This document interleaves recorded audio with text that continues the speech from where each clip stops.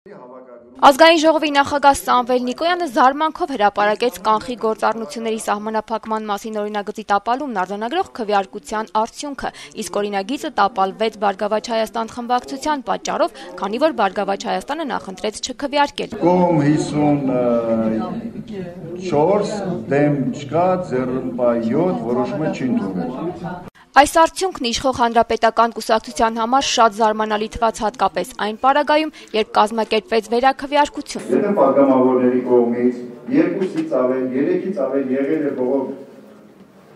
քվեարկության վերաքվեարկություն է կազմակերպել։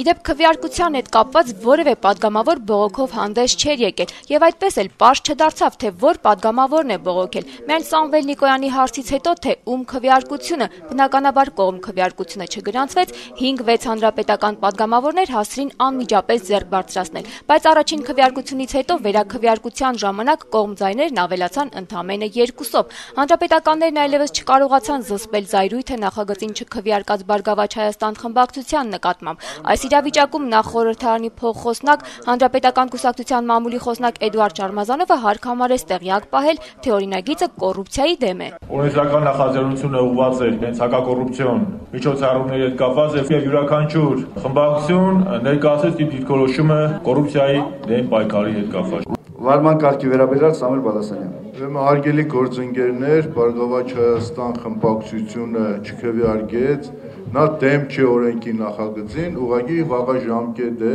մեր հասարակության համար։ Ընդունվել է ընդհանուր առմամբ որոշում, որ մենք պետք է չքվեարկենք։ Չքվեարկենք ինչու։ Սրա տակ ոչ մի քաղաքական ենթատեքստ փնտրել կամ քաղաքական ուղղվածություն փնտրել չարժի։ Մեր դիրքորոշումը պայմանավորված է նրանով, որ նման օրինագիծը չափազանց վաղաժամ է։